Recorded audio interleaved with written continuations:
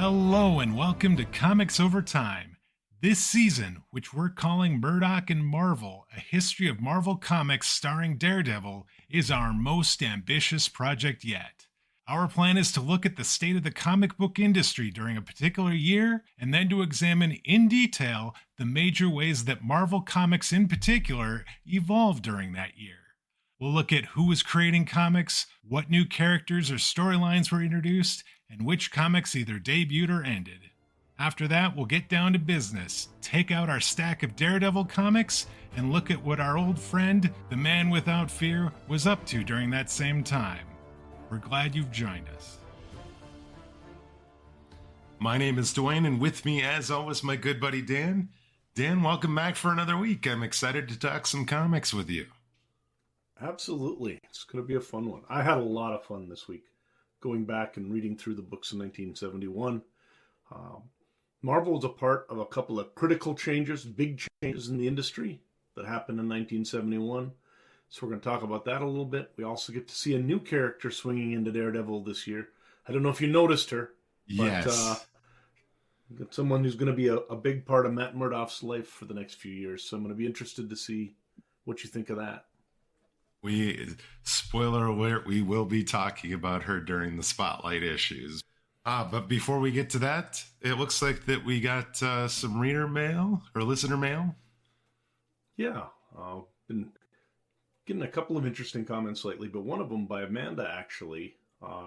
She wrote in to ask, she's been listening to a number of the podcasts, know that we're interested in digital and then Marvel and all this stuff, and was wondering about all of the sort of hullabaloo around VV Comics that Marvel has started promoting.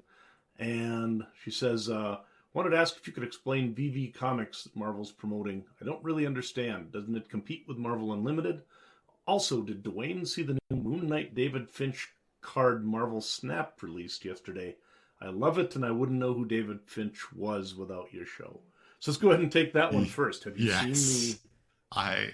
I did see it. It is absolutely gorgeous. It is quintessential David Finch. Dan, it's I believe a cover from one of the David Finch Heston books, where he's kind of perched on this ledge, all white. It almost looks like it's raining out, and it looks gorgeous. He's ripped as all get out, and looks sense. Dark and ominous, and I absolutely love it. I do not have it yet. I really want to get it. I actually have a number of the Moon Knight variants, but that one I do not have. I do have the Wolverine that David Finch has in the game. I have the Dracula that he has in the game, and I cannot wait to add Moon Knight to my Snap collection. Absolutely, very cool. All right, well that's nice. Always cool to get new art for the game and the like that you can enjoy. Do you play Moon Knight much? Moon Knight is more of playable? A niche card. He's a discard card. He's a three cost, 3 power card that discards a card from both players' hands. So he is he could be used in a discard deck. He tends to not make the cut as far as discard cards go for your own deck. I've used him in decks that are trying to cause disruption for my opponent. And all right. And so that's so yeah, he does get a little bit of play. Very cool. And so as far as the other side of the question, the VV Comics that we've been hearing about, essentially VV has been doing digital collectibles for a while, and they've now partnered with Marvel to be able to release new Marvel comics sort of on day of release. So that instead of buying the Marvel comic and reading it through the Marvel Unlimited app or wherever, you can actually buy it and read it in the VV app. You can also then buy essentially collectible digital copies of comic books. And they did releases of some of the older, like Journey into Mystery books and stuff like this back in the day. What these are essentially are comic book NFTs. So Okay. if you've read about or seen NFTs, that idea of the non-fungible token type of thing, that's what these are going to be. They are minted so that there is a particular number of them. They are linked into the blockchain, and so because of that, there's a verifiability to them and their ownership and everything like this. I think the easiest way to compare it in comic terms is to think of it as sort of CGC for digital comic books. That instead of taking a perfectly good comic book and slabbing it forever in a piece of plastic, you take a perfectly good JPEG and pay more money to have it linked into a massive blockchain. So I'm not... The interesting thing here is there's two sides of the comic book collecting market in many ways. There's people who collect to read, and there's people who look at not only the reading side, but want the investment side.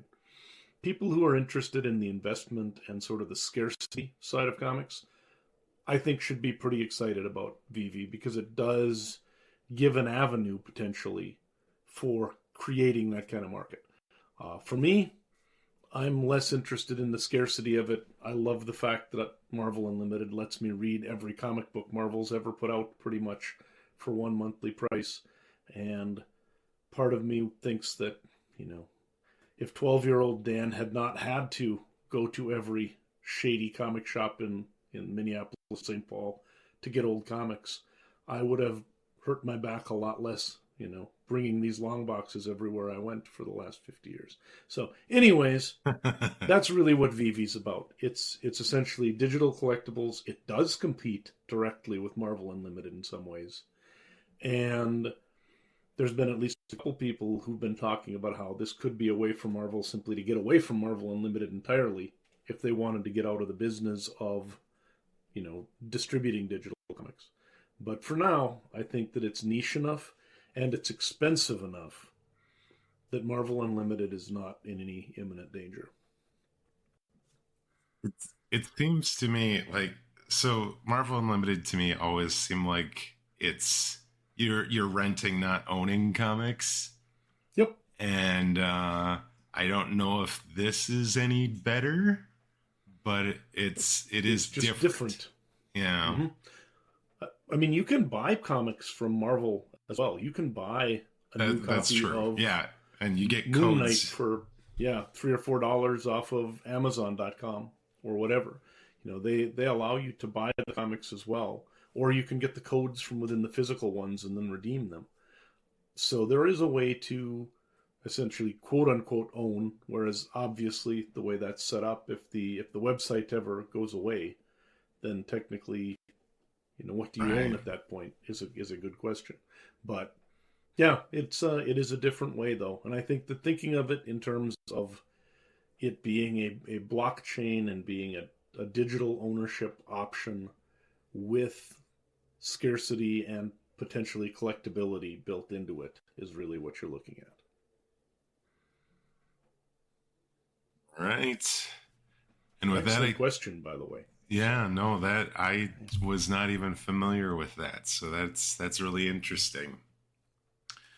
But I think with that, we should jump in and start talking about the year in comics, 1971, right? Absolutely. The year in comics. All right, Dan, it is a new week. That means a new year. It is 1971. What is going on in the year in comics?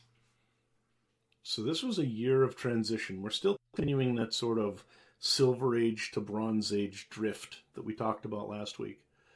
There's a lot of upheaval in the industry this year, and really some fundamental changes, both to content and to pricing, occurred this year. They're going to have long-term impacts on what stories comics could tell going forward and who they would be telling them for. I think because of that, really when you look at the big stories, there are two big stories in terms of comics as a whole and one big story in terms of sort of comic content this year. The first thing that really is important to note is that comic books for a long time had been having problems losing shelf space and being priced out of markets because of the fact that as 12-cent, 15-cent products. They just weren't worth it for people to put on the shelves for the retailers. Sure. DC actually made a jump to 25 cents for all of its books in 1971. And when they did this, they tried to sort of soften the blow by adding additional pages. So all books went from being like 36 pages to 52 pages.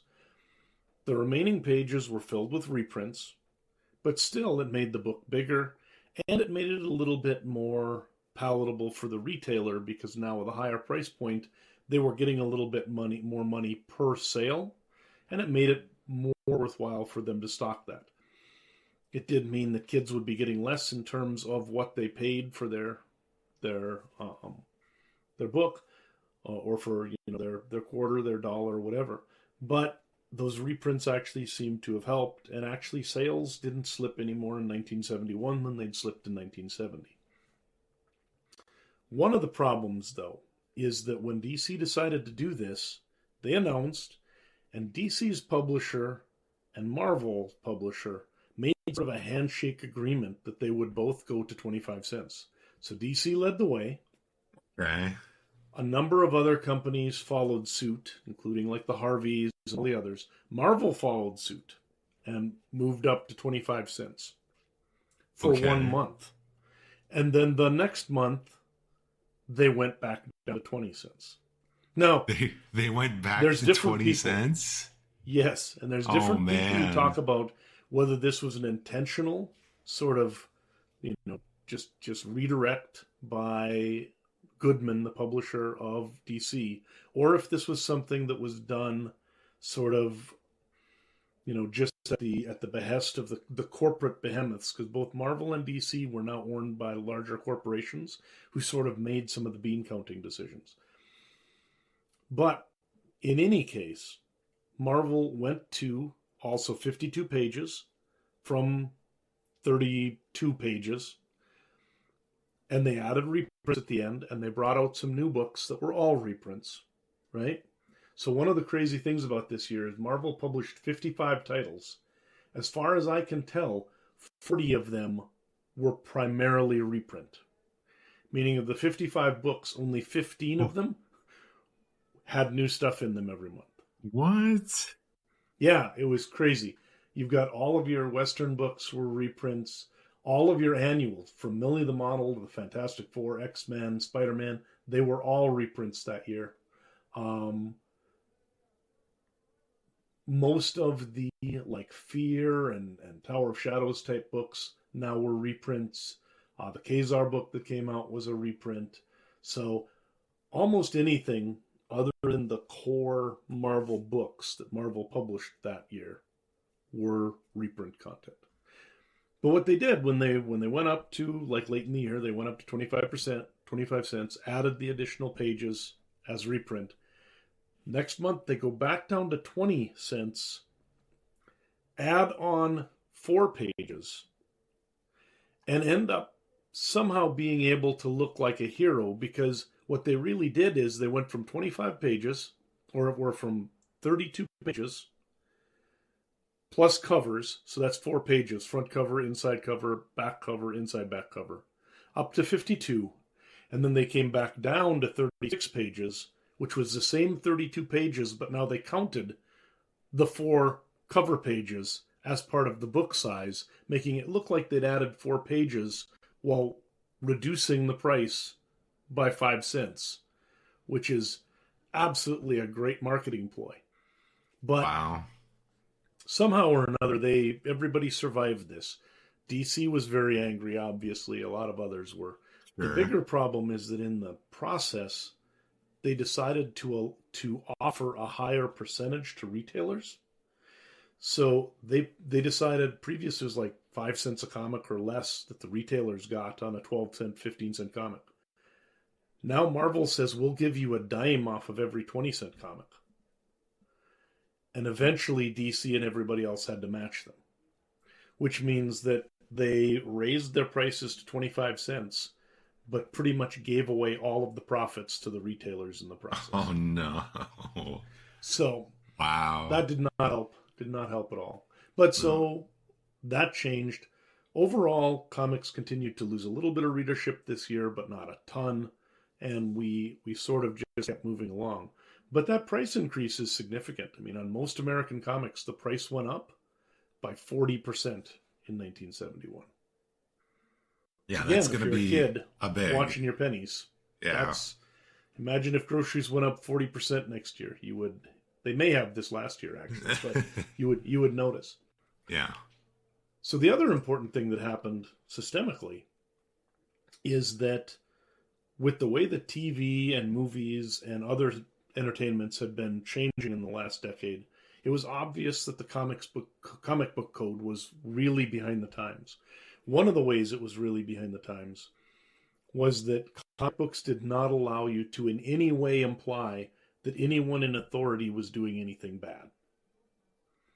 So the cop could never be a bad guy. The politicians, you had a tough time being a bad guy. You had to kind of really massage that to make it happen. And so the code needed to be adjusted, and they'd started talking about it. But while that was going on, like the city of New York or a government agency of some sort actually sent Stan Lee a letter saying, you know, a lot of kids out there really are affected by Marvel Comics. We think it would be great if you would do an anti-drug story to sort of help to, to get the message across to kids that drugs are something they want to stay away from. Stan's like, yeah, great idea. So he draws a Spider-Man story that does exactly that. And they submit it to the Comics Code, and the Comics Code says, no way we're going to let you do that. And Stan, of course, is sitting there going, but I was specifically asked by the government to do this, and we're not saying kids should take drugs, it's anti-drug. And they're like, nope, can't talk about drugs. And so, in a move that's kind of like a Nixon to China, that most people would not be able to do, but Stan Lee could decide to do partly because he's Stan Lee, he said, you know what? I'm going to talk to the publisher, and we're just going to publish it without the code this month. And so this was the first Marvel comic book since the inception of the code that went out to the stands without the Comics Code on it. Nobody seemed to notice. Everybody loved the comic book. It got rave reviews. They were lauded by a number of, local and national organizations. And later in the year, the Comics Code is appended. Now, one of the interesting things is that DC also had a story from Denny O'Neil and Neil Adams where Speedy, who is Green Arrow's ward, was going to have ended up becoming a drug addict as well. And that story got nixed by DC because they said there's no way we can put this through the code. And Adams used much the same argument and got nowhere. Then the Marvel story comes out. DC's like, crap, we could have been the ones to be first actually driving the code forward, right? And Marvel starts to get back some of that mojo they've been losing the last few years with being the ones who have sort of the more progressive storytelling. But with the code being appended, you could bring in more supernatural and arcane topics. You could bring in more topical things like questioning authority and the police. Vampires, zombies, and werewolves were returned as characters that could be used as long as they were used in sort of a classical sense. Really? And all of the companies really started almost immediately to test the boundaries of this code. Sure. You also got back things like witches, right? So Archie, for instance, Sabrina had been on the television show for a while, an animated show. Now she gets her own comic book because they can have witches again. So there's a number of things that start just sort of rolling out in 1971 later in the year as people start adjusting to this new situation. The other thing, Jack Kirby, and this has always kind of surprised me, he unleashes the New Gods pretty much full force at DC in 1971. What is weird is, after years of storing up his ideas, so he doesn't give them away to Marvel without getting any credit or any rights on them, Kirby then proceeds to go across the street and give the New Gods away completely to his distinguished competition instead. So We have Jimmy Olsen, Forever People, New Gods, and Mr. Miracle. Kirby does all of them. He rolls out his entire fourth world masterpiece at DC and has no ownership stake in any of them. DC owns the characters, and he gets no promises of anything. And the question really to me has always been, he saw Captain America get taken away from him, and he never got anything out of it, and he ended up in a lawsuit where him and Simon were pitted against each other. He saw what happened to all of his characters at Marvel. Why didn't he just start his own comic company at this point? I mean, he's been in the business for longer than God. He has to be, if anybody could start their own comic company, it would have to be Jack Kirby. But he didn't. He brought him over to DC. They didn't sell very well because there wasn't a lot of commitment to him really over at DC, even though they'd kind of really gone with a lot of fanfare that he was coming. They'd sold relatively poorly, and within a little over a year, all of them ended up being shuttered and kind of just petering away. Now, that said, it really is a masterpiece. Like, in terms of that year that he did, it's astonishing how creative. He basically recreated the equivalent of the first couple of years of the Marvel Universe at DC just by himself. Wow. So yeah, it's fantastic stuff, but it was high concept and nobody at DC really understood it, and they tinkered with his work and they messed with things and it just didn't work. Unfortunate. But that was going on this year. So 1971 was a great time to be a futurist science fiction fan in comics because Jack Kirby was doing his thing. Yeah, some other tidbits, that makes sense. With the return of monsters, we have not one, not two, but three swamp monsters returning in 1 year. Man-Thing and Swamp Thing are a weird combination. They were created in the same year. If you've ever seen them, they look pretty much the same, right? Look kind of like they do. Big mossy Yetis or something like this, right? Slightly different design with like the face on Man-Thing and stuff like that. But they arrive in the same year.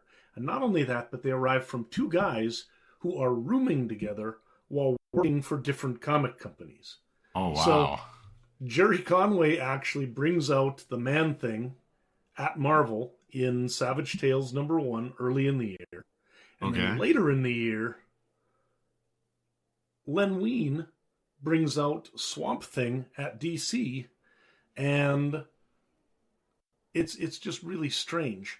Plus, evidently, another company, a newer company called Skyward, which had rights to some older characters, must have seen this and said, because comics are nothing if not trend chasers. Hey, it's a swamp monster time. They had rights to a character called the Heap, who was basically a swamp monster that looked pretty much exactly like Man-Thing and Swamp Thing. So they brought him back too. So sure, 20-some years with no swamp monsters, and suddenly they're everywhere. So, when in the swamp, let's bring out all the swamp monsters. But that's always been weird. Conway and Wein have always talked about how, they obviously were hanging around, but there's never been any real contention that somehow it was a ripoff of any sort or anything like that. But it's definitely weird. There's no question about that. Sure. Independent comics continued to be kind of bonkers. This year we actually had the foundation of Ripoff Press, which formed to print, among other things, Fabulous Furry Freak Brothers #1, which was not the introduction of the characters, but it was when they got their own title.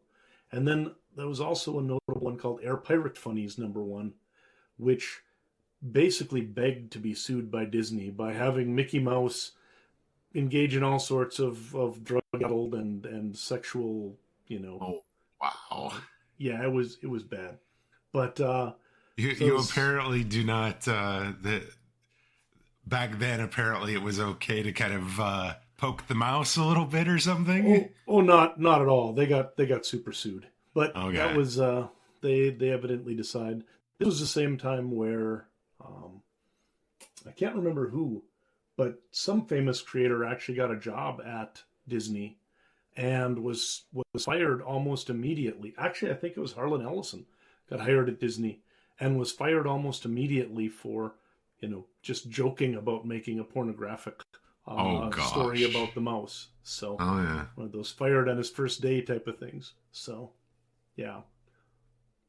Well, I mean, I know the saying now is you don't mess with the House of Mouse. I didn't know if it extended all the way back to the 70s, but apparently it kind of does. They have been powerful for a long time. You do not mess with the mouse. So, other things, Gil Kane and Archie Goodwin's Black Mark actually got a Shazam award, recognizing it as an early graphic novel, kind of a new way of publishing comics. Comic Buyers, or should get this right, it's The Buyer's Guide to Comic Fandom was published for the first time by Alan Light. This later was transferred to being called the Comics Buyer's Guide, and was something I still remember as a kid. That, you'd see these things on TV where there's people reading like the Wall Street Journal or something, and they're supposed to look like they're Daddy Warbucks types.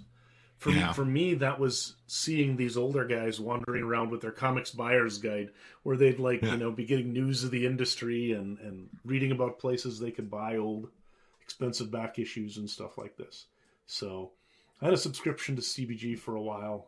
Unfortunately, it went out of business a while back, but I really enjoyed that. Good stuff. Classics Illustrated, among other things, came to an end in 1971. 288 different stories told since 1947. So that was, I don't know if you've ever seen Classics Illustrated's. I have not. They had a very specific kind of yellow cover type thing, and they were comic book adaptations of famous stories. So they do Moby Dick, they do Count of Monte Cristo, they do all of these sorts of things, and then they go into sometimes newer stories and things like that as well. And then the very last thing, Will Eisner had actually been away from comics for a while and was invited back to a convention by Phil Suling. And this was the thing that brought him back into the industry, resulting in some of his later work that happened in the 70s. So Eisner returns, or at least the shadow of Eisner. So we'll talk about him as we move along here. All right, so we talked about the Shazam Awards last week. There was another one in 1971, wasn't there? Yep, absolutely. And we won't go over all of them. You can look them up on the internet if you want. But I will note that Marvel did not get shut out this time, because Conan won Best Continuing Story and Roy Thomas won Best Writer, probably in large part for his work on the Avengers and sort of that pre-Skull War that started. DC, the Green Lantern, Green Arrow still dominated for the individual awards. There was a recognition for Jack Kirby for his Fourth World, but in general, yeah, it was a little better. There were signs of life for Marvel in the 1971 Shazam Awards. There we go. And with that, did we hit all the big topics for the year in comics? Shall we move on to talking about the year at Marvel? Let's go. The year in Marvel. Excelsior! All right, Dan, there was some interesting things that happened in the year in comics. Now let's talk about Marvel more specifically. And obviously we had that price change and that sort of thing. What else happened in 1971 with Marvel? We really did talk about a lot of the important stuff for Marvel, because the things that mattered for Marvel were things that were industry shaking, right? The pricing change was a big deal. The whole chicanery with the pricing change was a big deal. Partly that's the reason we ended up with so many reprints, is that when they suddenly decided they were going to add 15 pages to every comic book, they didn't have a bunch of artists just laying around to start churning that stuff out. So they pulled stuff out of the reprint file, and that was what would happen, was you'd have the main story that would have filled the book that they were planning, and then an extra 15 or 20 pages of reprint at the end. So there's a lot of reprint in comics in this year's books. Kirby's gone. Lee moves off of day-to-day writing and oversight, so there's a lot more of the day-to-day work being done by the younger guys who've been hired over the last few years. A lot of our old school writers and artists are gone. The changes to the code that Lee helped to bring about are starting to change the kind of titles that Marvel's going to be publishing. This year, less than next year. It's going to be next year we really start to see things, because these changes are only coming in at the end of the year. So we're seeing a few characters and stuff. The real changes in terms of bringing in, for instance, one of my favorite books, I'm waiting to talk about Tomb of Dracula next year. So that one's coming up. But for now, there's really only like 3 or 4 new titles this year. On the heels of the success of Conan, we get Kull the Conqueror. Kull is very much like Conan, only he is older and a little bit wiser, and he's more somebody who will sit around and muse about the price of conflict instead of just hewing a path through people with your sword and the like.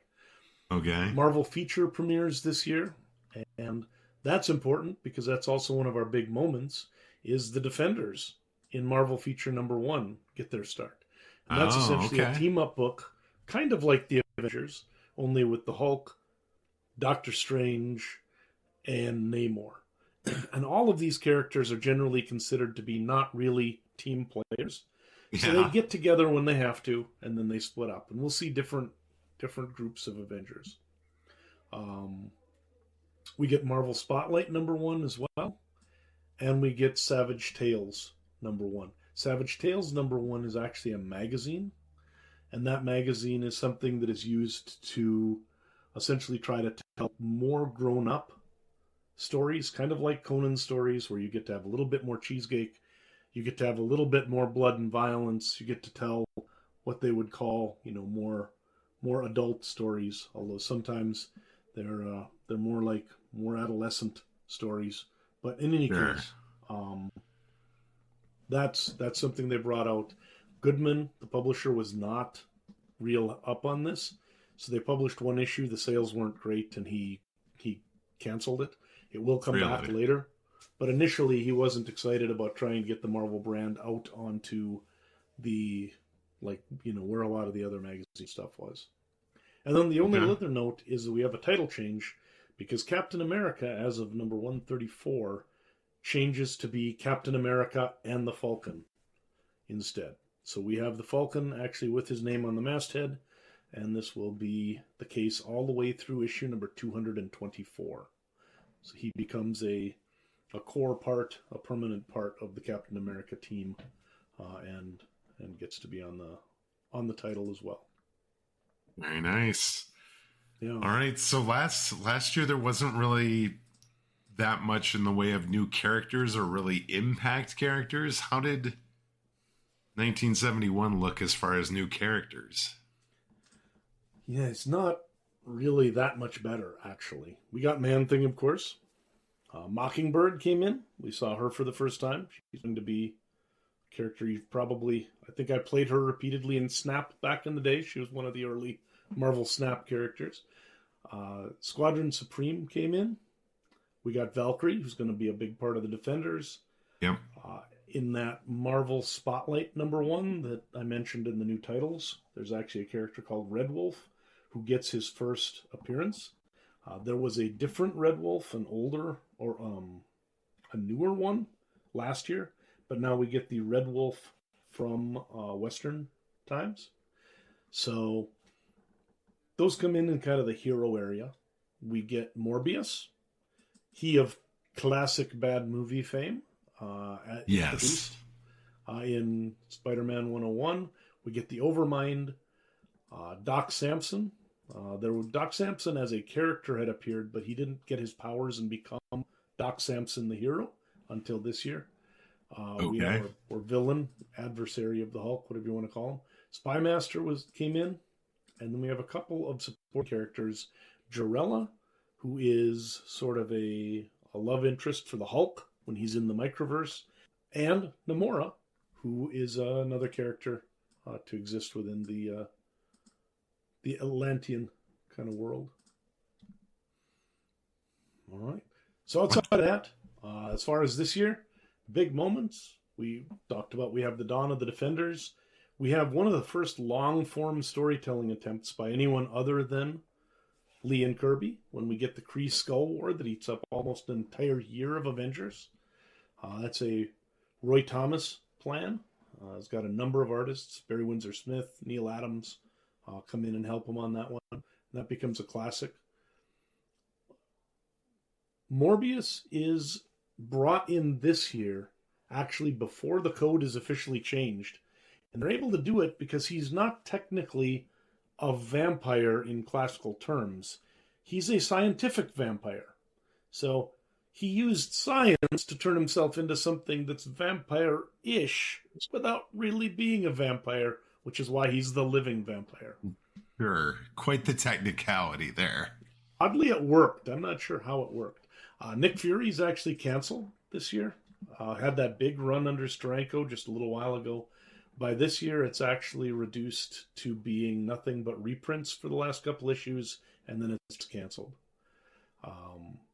Talked about Hulk being out in space, and then in the microverse, he's got some interesting and different adventures this year. Namor had a rough year. He actually finally, falls in love. He gets married. Once he gets married, his wife Dorma's face sort of melts away, and he finds out that he actually married his enemy, and then that his enemy goes and murders Dorma, who she has found or has stashed somewhere. So that's a little bit unfortunate. Spider-Man, Wow. in one of the weirder stories in a while, actually gets 4 extra arms in Spider-Man number 100. So this was you had the drug issues. You have Spider-Man getting all these arms, and you have Morbius. It was actually a pretty cool, if very weird, year for Spider-Man. But so he's actually an arachnid for a while. I have not read these in a while. I'm not sure how this worked with his secret identity, like what Peter Parker did when, Yeah, how do you explain 4 extra arms when you're Peter Parker? Go back and reread those again. I know I read them at one point. Thor 193, actually also, Stan Lee has been sort of moving off of a lot of the books that he'd been on for a long time. Thor was one of the last ones he was still writing. Issue number 193 here was actually his last issue as the writer of Thor. So is he then kind of like done as the primary writer for the most part? Then is he moving into done as like the primary editing? writer? Well, like is he doing writing for any books then at that point, or is he moving into more of an editor role like he was with Daredevil last week? So he calls himself editor forever, right? I mean, Stan Lee's name is still on Marvel Comics into the 90s and onward, right? But he's not actually doing anything. And I think for most of these books now, he's really not doing anything. Okay. He's sort of more like a Svengali and a publisher. He will eventually change that title, and the editor part will actually change as well. But right now, for the most part, there are very few books, I would say, that Stan Lee has actual input in. That's where I guess I was coming from. He's busy hiring people, managing the office. He's doing a lot of wandering around and giving lectures on college campuses. He is dealing with all of the business side of things and the like. And really, as far as day-to-day sitting down and writing comic books, I don't think he's doing much of that anymore. Sure. Okay. He will still occasionally pop in and help out, and there'll be times where he'll have a script credit and the like. But for the most part, at this point, that's not who's doing it. And in fact, if we look at the who's who in the bullpen, we're up to 55 different creators on the main Marvel titles this year. Stan Lee is not even second anymore, because Roy Thomas has 61 writing credits, Gerry Conway 41, and Stan Lee cruises in at 40, which 40 writing credits in a year is still a fantastical sum that almost no modern writer will ever attain. Right. But for him, it's obviously vacation, right? Because he's down like a third of what he used to be. I was going to say he was up in the mid hundreds or something early in the 60s. So Yep. yeah. Yeah. So it's kind of crazy. But So that shows a little bit how things are changing in terms of the way the bullpen's working. Our top 3 pencilers this year are John Buscema, Gene Colan, and John Romita, who have 26, 22, and 15 credits each. Joe Sinnott, Sal Buscema, and Tom Palmer are the top 3 inkers. Colorist, we've got Mimi Gold, Tom Palmer, and Marie Severin. And then lettering, it's Artie Simic 61, Sam Rosen 55, and Gene Simic 17. So Simic and Rosen continue to have a stranglehold on the lettering for Marvel. All right, Dan, we've talked about who's in the bullpen, but now it's time to talk about the Rookie of the Year. Who is new in 1971 that is going to go on to do big things? This is so weird, because some years we have just 2 or 3 people who set the world on fire, and then other years, I mean, I'm really lucky I've got one guy, because to be quite frank, there were not a lot of people who debuted this year for Marvel who went on to have a significant impact.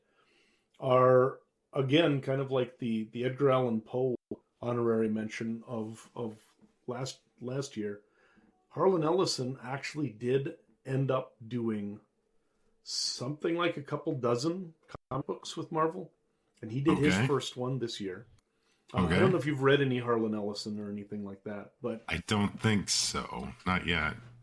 Not a lot of people have actually read much of his stuff. He did a lot of short stories. He did a lot of essays. He did a lot of just being cranky.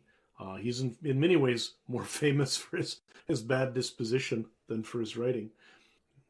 But he did do, actually, back in 1967, so a few years before he worked with Marvel, he did actually work on a Star Trek episode called The City on the Edge of Forever, which is one of the top Star Wars episodes from the original run in most people's estimation.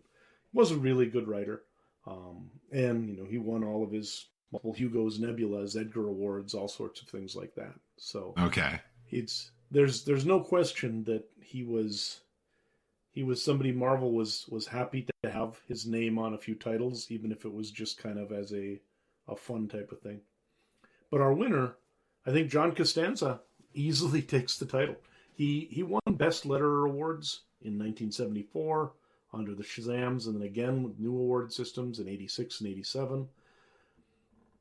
The guy worked on so many books that I loved over the years. He won his last 2 lettering awards for his lettering on DC's Swamp Thing, like the Alan Moore, Toddleben Bissett books that sort of redefined comics in some ways in the 80s. But he's gonna letter, I think, every issue of Tomb of Dracula with Wolfman and Colan. He worked on Doctor Strange for a long time. He lettered books like The Crisis on Infinite Earths for DC. Just somebody who had a tremendous career over a long time. He's not, interestingly, in any of the halls of fame or anything like that, which is a little bit weird. But definitely someone who, nearest I can tell, he's got over 3,000 credits for Marvel. That's crazy. He definitely deserves a Rookie of the Year award. This is a guy who is a major part of what Marvel was for the next 20 or so years. And then obviously working with DC as well into the 80s. So. No, that makes sense. And I think that is our first letterer to get Rookie of the Year. I would bet so. Yep. Yes. Glad to have one on board. Important part of the team and all too often underappreciated. So. Yes. So congratulations, John Costanza, for your Rookie of the Year for 1971. All right, Dan, anything else, or should we move on and talk about Daredevil? No, I think this was a great year at Marvel in some ways, and it was a really sort of slow year at Marvel in others. The high points were really high, the low points were really low. Going through the list of books and seeing that 40 of them were reprints was actually kind of a kick in the teeth. But, but on the other hand, Kree Skull Roar, Breaking the Code, a lot of this other stuff. It was a foundational year for Marvel and for comics. The year in Daredevil. All right, Dwayne. So we've covered the big and the intermediate sort of parts of the pie. You've got some Daredevil to talk to us about for this year. I think that from what I understand, it's Daredevil 72 to 82 and Iron Man 35 and 36 we're going to talk about. Yes, we had a crossover in this year as well. So, but let's jump in. First thing I wanted to mention is Gerry Conway wrote most of these books. Now, if you remember the last couple of years, Roy Thomas has been writing, kind of taking over the mantle from Stan Lee as the writer on the books at about issue 51. Gerry Conway wrote most of these with Gene Colan on art and Stan Lee listed as the editor. There was a little bit of writing help. Alan Brodsky got a co-credit for issue 73, which is part of the larger story that crossed over from the Iron Man book and then crossed back to Iron Man to finish off. And Gary Frederick was credited with issue 79, which is the second half of the Man Bull story that we'll briefly touch on a little bit. But one thing, Dan, I wanted to ask you about, we've seen different artists up until Gene Colan had kind of taken the reins and has been drawing Daredevil now for quite a while. I was curious your thoughts on what typically do you see when there's a writer change? Like when there's an artist change, the look of the characters sometimes change. There's costume possible changes, different things like that. What kind of things can we or did we see with Gerry Conway taking over for Roy Thomas in writing these issues of Daredevil this year? So I think it depends on the time you're talking about too, because if we go, like back to our previous podcast effort with Moon Knight, I think you can see a pretty substantial change when we move from writer to writer, right? Sure. Yeah. I mean, it's Bemis is different than Bendis, is different than Mensch, is different than, McKay, right? And right. So, and you see fundamental differences. Back in these days, when Marvel was trying to have that illusion of change really in place, and also when the code kind of limited just how much editorializing a writer could get away with, it was less obvious in some cases. But I think here, one of the things is that, it depends a little on the person and their expertise and their experience. So, I mean, the thing about Gerry Conway is he was like 18 years old when he started writing these. And one of the things that I think you can see in the stories is there's a lot of times where he maybe doesn't have a great understanding of some of the stuff he's writing just because he's young. And he's still fleshing out his style.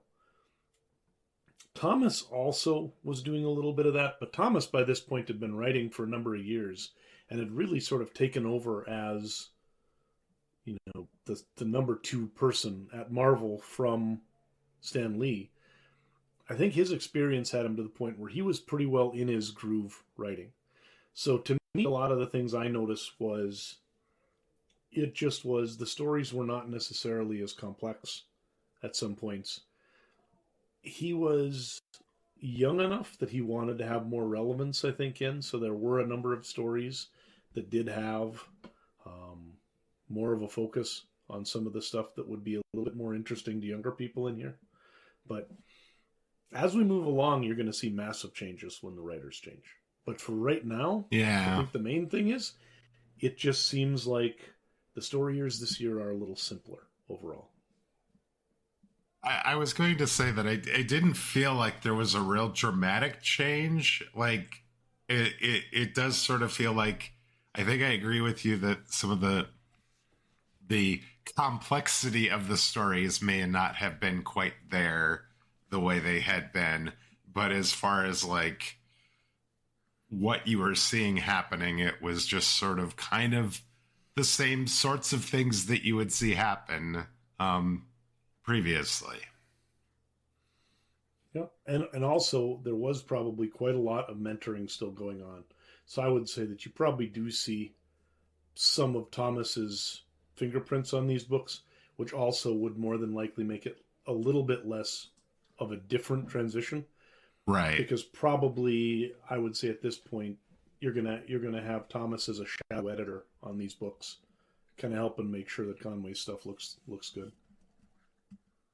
The other thing I wanted to note is, and we get back to this again, we have another logo change that occurs with issue 71. We have now a more blocky, single-line Daredevil. It's not slanted in any way, shape, or form, and just has the man without fear underneath it. Simple, but it looks good. I don't mind this one. I don't dislike it as much as I liked their last attempt to change the logo on the cover.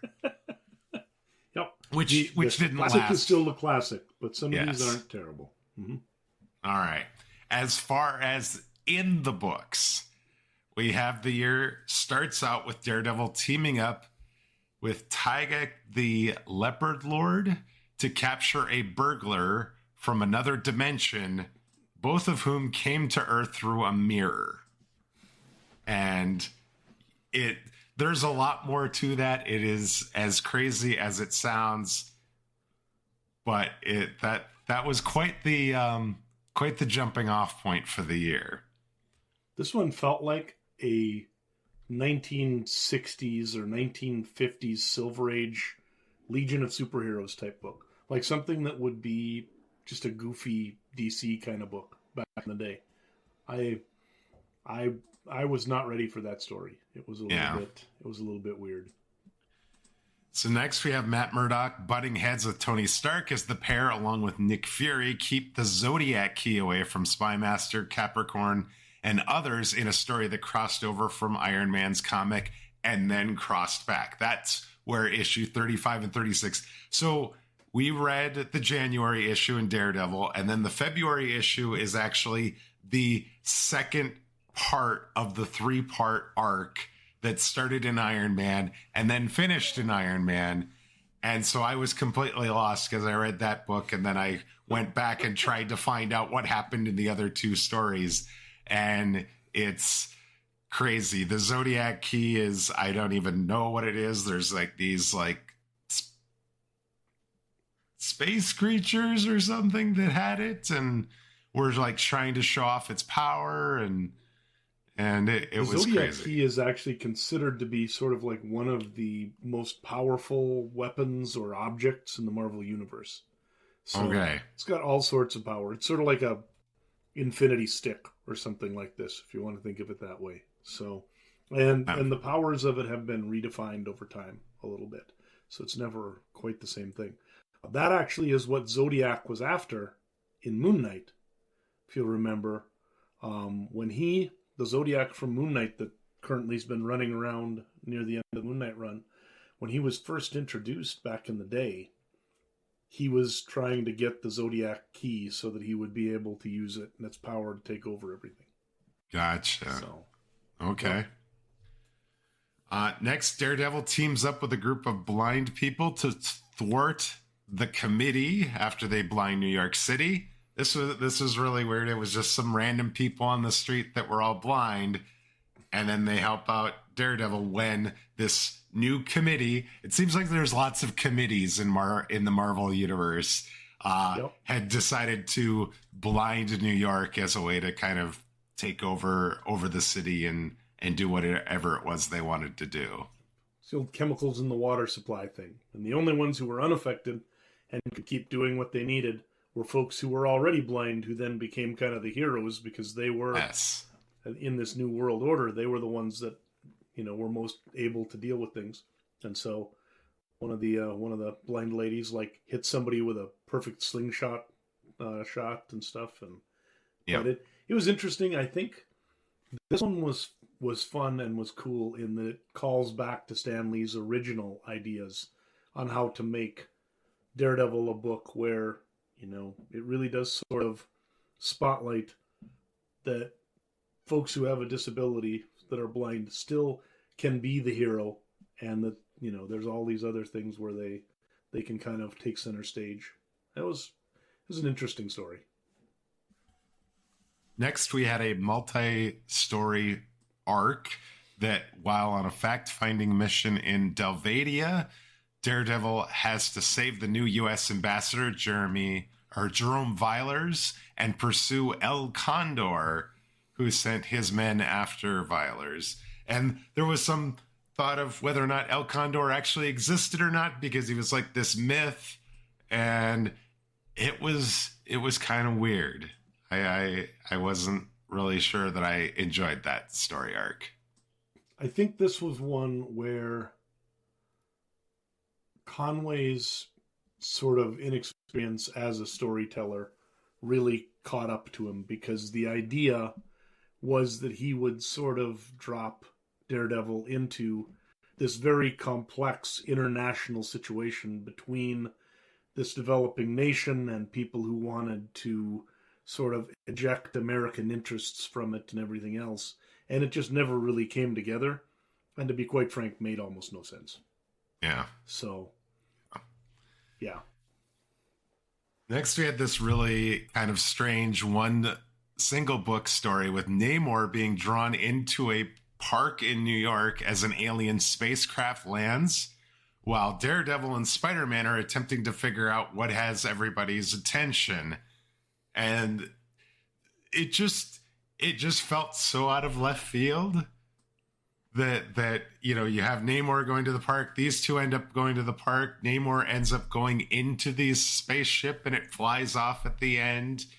The book starts actually after Peter Parker is kind of in mourning over, I think it's Gwen Stacy, right? Yep. Passes away. Gwen Stacy has passed away.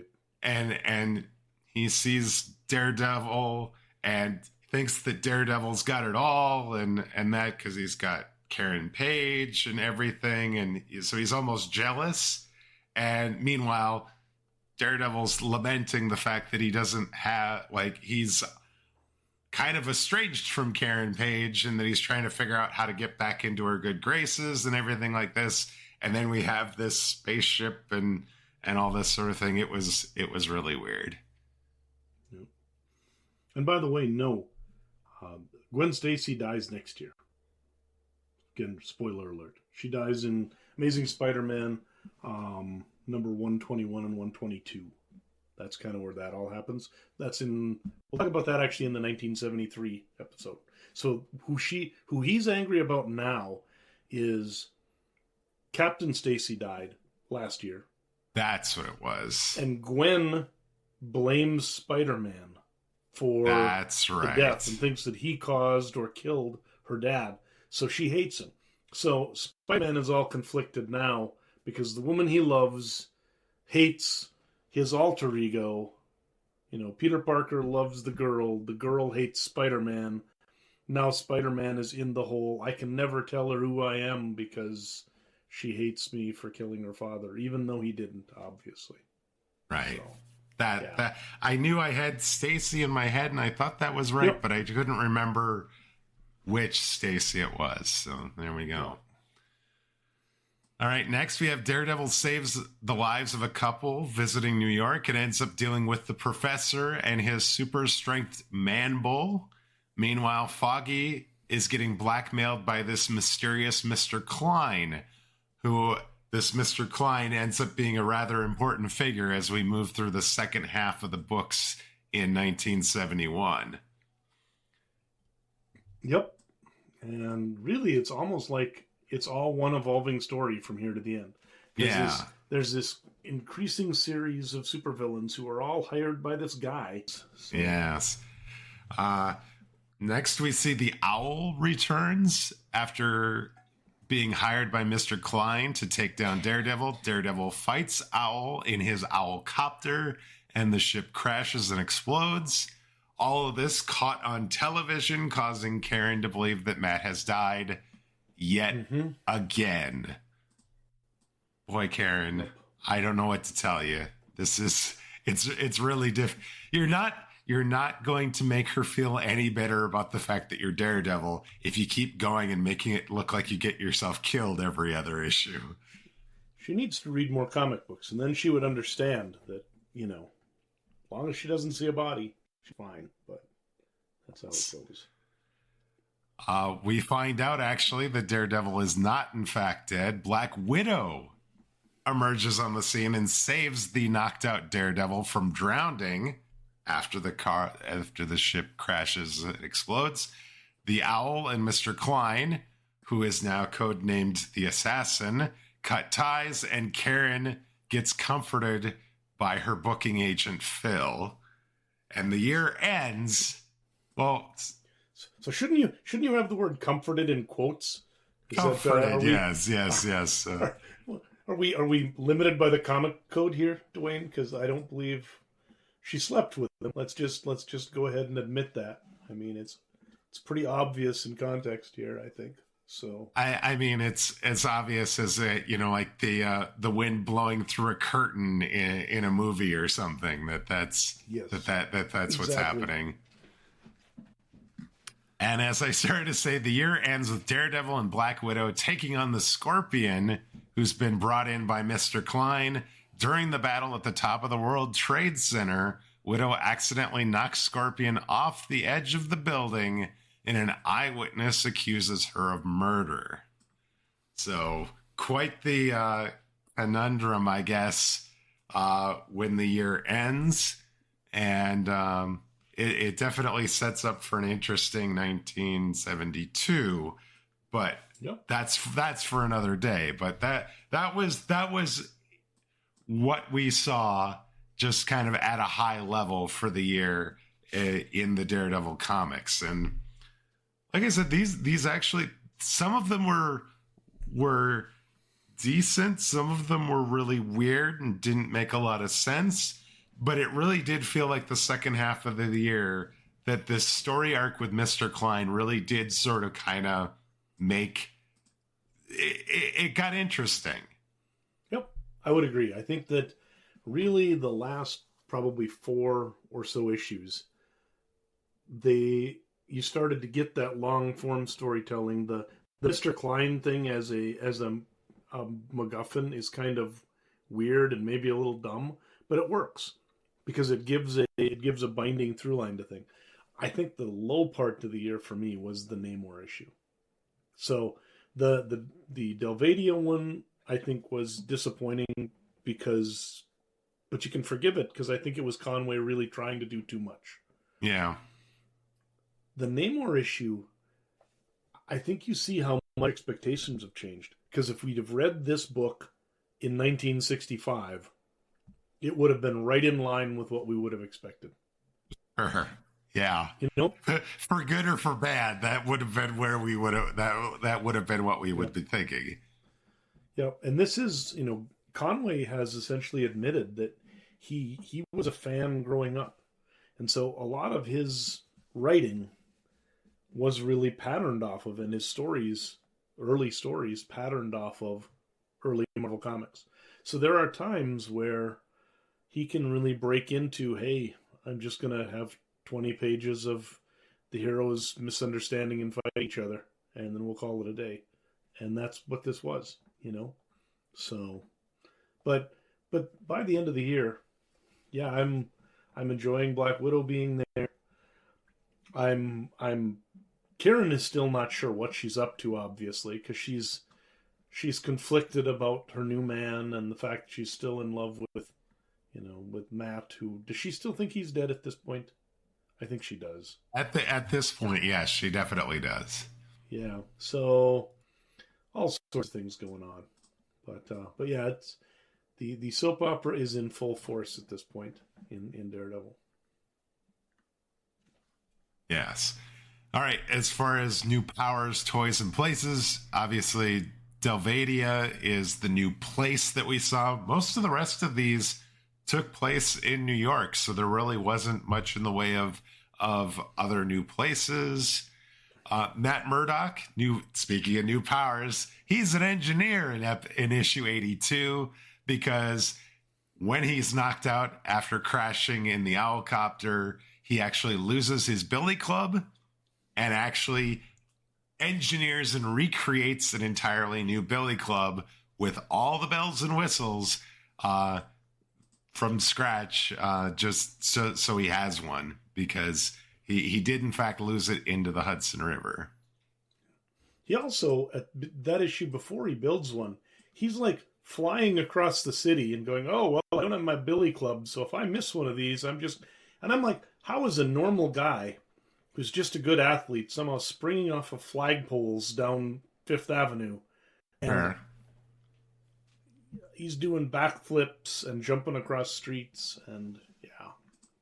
Best not to question it, I suppose. Yes. As far as supporting characters that we saw Tygac in his leopard au pair. This is the Leopard Lord from the other dimension. Iron Man, Nick Fury from the crossover books. That blind group that we talked about, their names were Slate, Doc Tinker, Dutch Potter, and then Cindy. Yes, the woman just has just this random normal name, and all these others have some kind of more eccentric sort of names. We had Jerome Violers and Keith Bayard. He is the U.S. ambassador and his diplomat friend. The diplomat friend, by the way, who basically when the ambassador gets like abducted is like, I'm going to go in guns blazing and get my guy out of there. And he ends up getting captured by El Condor as well. So not really that great of a guy to go in and do that. Yeah. We had Phil Hickok, who is Karen's booking agent from Hollywood, who she turns to for comfort, air quotes, after Daredevil proceeds to die, or so she thinks. We have George and Dia Alec, who are the couple that gets saved by Daredevil and not selected for the Man-Bull serum by some street toughs. And then, obviously, Black Widow, Natasha Romanoff, and her companion / chauffeur, Ivan Petrovich. So those were some of the new supporting characters that we saw this year.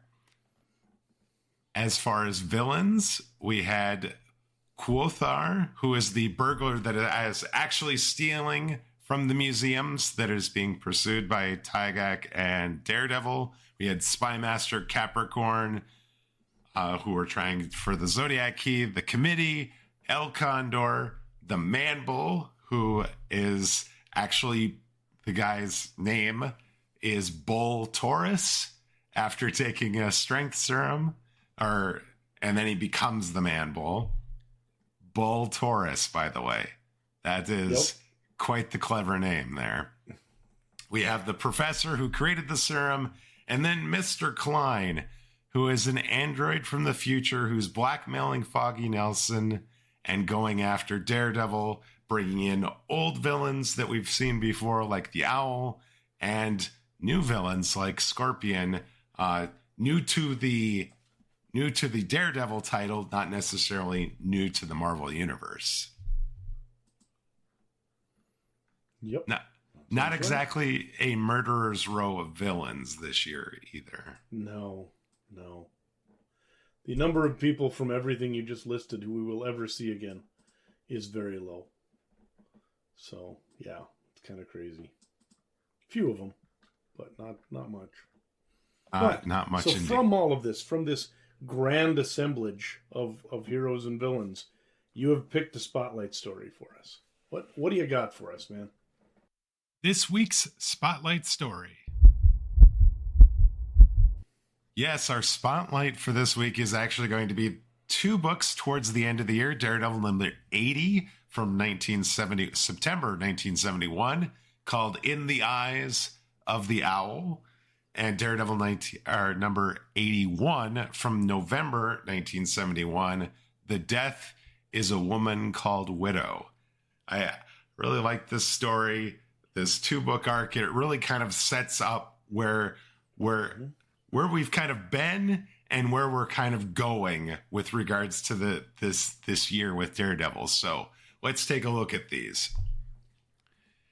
After the events of the Professor and the Strength Serum don't work out, Mr. Klein hires the Owl as his next operative in a ploy to destroy Daredevil. The Owl doesn't want to be ordered around or be treated as a mere lackey, so he decides to initiate his own plan.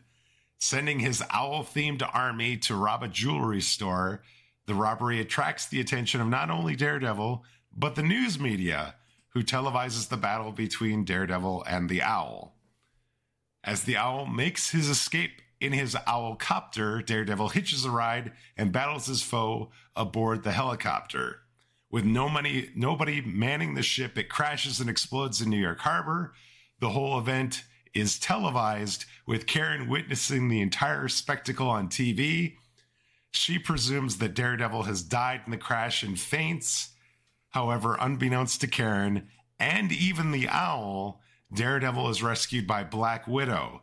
She pulls him ashore, then pulls back to keep her presence hidden for the time being. So that kind of ends the first issue. And like I said, this has felt like a really kind of seamless sort of thing. It's like Mr. Klein hires somebody and he goes after Daredevil, and Daredevil fights him and then he beats him, and then it's like, oh, now I got to bring somebody else. And I like the fact that they brought the owl back. The owl is somebody as ridiculous as the owlcopter is, as ridiculous as the owl looks, because he's got like his hair sort of actually looks like the owl ears and everything like this, and everything is sort of owl themed. He thinks he's the smartest guy in the room, and he's not really. I mean, he's really not that brilliant, but like the henchmen / lackeys that he's got working for him are even worse than he is. So it's crazy because, you know, when you look at him too, he must be really angry because Wolverine's got the same haircut, and everybody thinks he looks super cool. And on the owl, it just looks dumb. He doesn't look cannot cool make at it all. work. No, he does not. Logan just makes it work. He does not pull it off. All right, as we continue, Mr. Klein cuts ties with the owl after he almost kills Daredevil, when all he wanted was him captured. Luckily, Mr. Klein reveals that he had an alternate plan in place to save him, which of course was Black Widow, who did in fact save him. The owl, having just been kicked to the curb, gets his men in order, while Karen shares a comforting moment of romantic mourning with Phil Hickok after believing Matt has been killed. We then see a flashback to Mr. Klein, who's been talking to his superiors, and it is revealed to be a robot called the MK9. The two discuss their plans to set up Foggy as the next governor of New York, with Foggy acting as their pawn, which is really, we're going to have to put a pin in this because I want to talk about MK9, android robot from the future, and this whole thing. But yeah, I digress. Daredevil, who's still reeling from his crash and almost drowning, returns to the offices of Nelson and Murdock to recover. Foggy's there, and he questions whether or not he should actually be helping Daredevil at all. Daredevil then collapses on the floor, which then obviously leads Foggy to assist him. Switching scenes, we see the owl and his men are robbing the Treasury building, but just a few blocks away, Natasha and Ivan are having a financial consultation where they hear explosions coming from the building. Natasha jumps into action as the Black Widow and confronts the owl and his men. Meanwhile, Daredevil, who has since awoken, hears the commotion as well and heads off to fight, abandoning his friend Foggy. Black Widow and the owl go head to head, and just when it looks like the owl is getting the upper hand, Daredevil makes it into the Treasury building and aids the Black Widow. He finishes off the owl and then collapses in Natasha's arms due to fatigue and injury. The owl and his men are arrested, but as the book ends, we flash to MK9, who has been promoted to the codename Assassin, and decides it's time to set his plans into motion. Dun, dun, dun. Yes. So, I mean, it's nuts when you say it this way, obviously. But while I was reading the books, I mostly didn't worry about the whole, why is all of this going on? And why does the guy want Daredevil out of the picture but doesn't want him dead? and all of this other stuff. How does he somehow know to manipulate Natasha? All the rest. There's a lot of crazy stuff that we're going to learn about, obviously.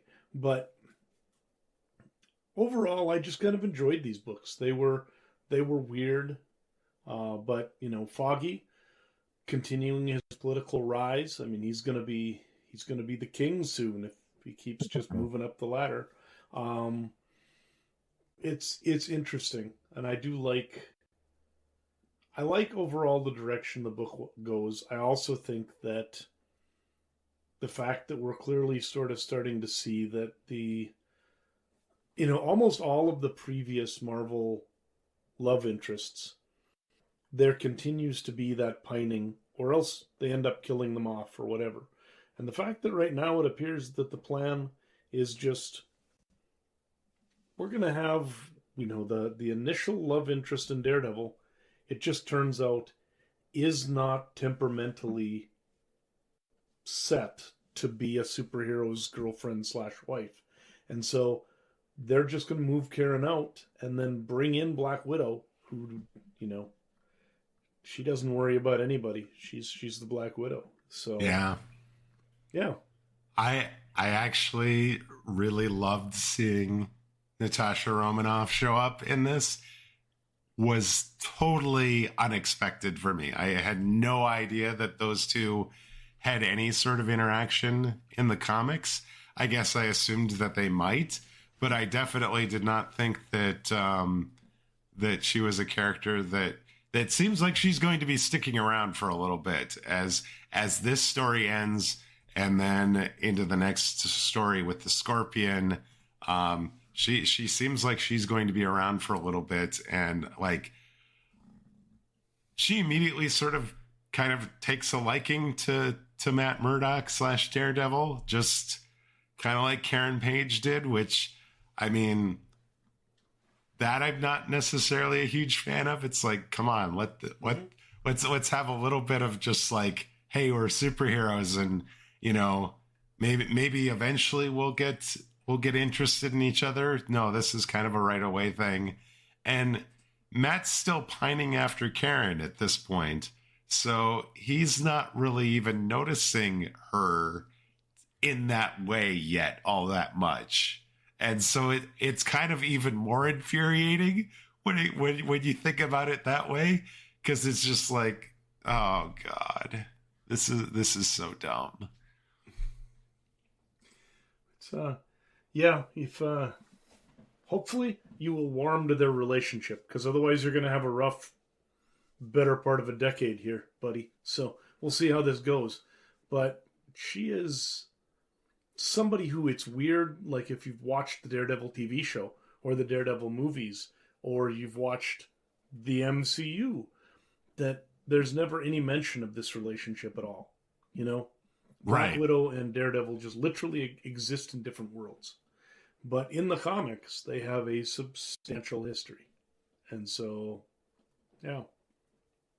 I'm not telling you that I'm against these two being together. I'm just saying that I don't like the way it started out. And just a little bit sudden. Again, it's the woman immediately falls for the man, and the man just is pining over somebody else. And when he gets around to noticing her, then she's going to be happy and all this sort of thing. And it seems very formulaic for the time, I guess. Maybe is my concern about it. Yeah, this could also be one of those where, again, you've got a writer who is not necessarily had a lot of time kind of writing complexer character interactions and the like. So a lot of things are going to be ham-fisted for the first little while here.